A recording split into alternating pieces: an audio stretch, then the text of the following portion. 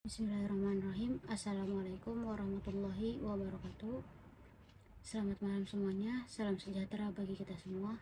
Sebelumnya, perkenalkan nama saya Syifa Salsabila dengan nomor induk mahasiswa yaitu 2892250004. Saya dari program studi manajemen Universitas Pancasakti Bekasi. Di video kali ini saya akan membahas salah satu materi dari manajemen keuangan dengan dosen pengampu yaitu Ibu Supini. Pertama itu ada pengertian manajemen piutang.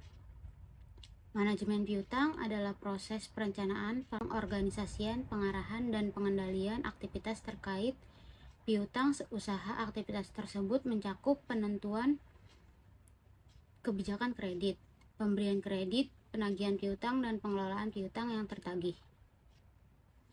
Selanjutnya di sini ada tujuan manajemen piutang. Tujuan manajemen piutang adalah salah satu untuk memaksimalkan portabilitas perusahaan dengan menyeimbangkan antara resiko dan laba. Resiko piutang adalah kemungkinan tidak tertagihnya piutang usaha. Sedangkan laba piutang adalah pendapatan yang diperoleh dari penjualan kredit. Selanjutnya ada faktor-faktor yang mempengaruhi manajemen piutang. Manajemen piutang dipengaruhi oleh beberapa faktor, yaitu yang pertama itu ada jenis industri. Beberapa industri seperti industri retail memiliki tingkat piutang usaha yang lebih tinggi daripada industri lain, seperti industri manufaktur. Yang kedua itu ada kebijakan kredit.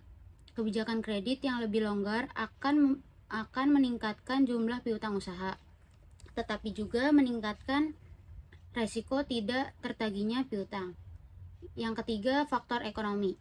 Nah, kondisi ekonomi yang buruk dapat meningkatkan resiko yang tidak tertagihnya piutang juga. Selanjutnya ada kebijakan kredit. Di sini ada pengertian kebijakan kredit adalah seperangkat pedoman yang digunakan untuk menentukan apakah akan memberikan kredit kepada pelanggan dan beberapa banyak kredit yang akan diberikan. Di sini ada kebijakan kredit yang harus dipertimbangkan oleh faktor-faktor berikut. Yang pertama itu ada kemampuan pelanggan untuk membayar. Perusahaan harus menilai kemampuan pelanggan untuk membayar pinjaman. Yang kedua itu ada kesediaan pelanggan untuk membayar. Perusahaan harus menilai kesediaan pelanggan untuk membayar pinjaman. Yang ketiga ada resiko yang tidak tertagihnya piutang. Perusahaan harus menilai resiko tidak tertagihnya piutang. Selanjutnya ada pemberian kredit. Pemberian kredit adalah proses memutuskan apakah akan memberikan kredit kepada pelanggan dan beberapa banyak yang kredit yang akan diberikan. Proses pemberian kredit umumnya meliputi langkah-langkah berikut. Yang pertama itu ada penilaian kredit. Perusahaan penilaian kemampuan dan kesediaan pelanggan untuk membayar. Yang kedua ada persetujuan kredit. Di sebuah perusahaan harus memutuskan apakah akan memberikan kredit kepada pelanggan. Yang ketiga itu ada perjanjian kredit. Perusahaan akan membuat perjanjian kredit dengan pelanggannya. Selanjutnya ada penagihan piutang. Penagihan piutang adalah proses penagihan piutang dari pelanggan yang belum membayar.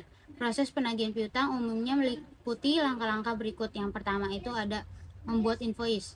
Perusahaan tersebut harus membuat invoice untuk pelanggan yang belum membayar. Yang kedua itu ada pengiriman invoice. Perusahaan harus mengirimkan invoice kepada pelanggannya. Yang ketiga itu ada panggilan telepon. Perusahaan harus melakukan panggilan telepon kepada pelanggan yang belum membayar tagihan piutang itu. Yang keempat itu ada surat tagihan. Perusahaan harus mengirimkan surat tagihan kepada pelanggan yang belum membayar. Yang kelima ada tindakan hukum. Di sebuah perusahaan harus bisa mengambil tindakan hukum untuk pelanggan yang belum membayar. Selanjutnya ada pengelolaan piutang yang tertagih.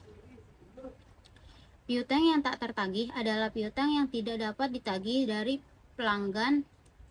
Piutang tak tertagih harus dikelola dengan hati-hati untuk meminimalkan kerugian sebuah perusahaan. Pengelolaan piutang tak tertagih. Di sini ada proses pengelolaan piutang tak tertagih umumnya meliputi langkah-langkah berikut. Yang pertama, penentuan piutang tak tertagih. Perusahaan harus menentukan apakah suatu piutang dapat dianggap sebagai piutang tak tertagih. Yang kedua itu pencatatan piutang tak tertagih. Perusahaan harus mencatat piutang tak tertagih sebagai biaya. Yang ketiga, penjualan piutang tak tertagih adalah perusahaan dapat menjual piutang tak tertagih kepada perusahaan lainnya. Di sini ada yang selanjutnya itu kesimpulan. Jadi kesimpulan dari manajemen piutang adalah proses yang sangat penting yang dapat membantu perusahaan untuk memaksimalkan portabilitasnya. Dengan menerapkan manajemen piutang yang efektif, perusahaan dapat mengurangi risiko yang tak tertagih dari piutang tersebut dan meningkatkan arus kas. Sekian, kurang lebihnya mohon maaf. Wabillahi taufiq wal hidayah. Wassalamualaikum warahmatullahi wabarakatuh.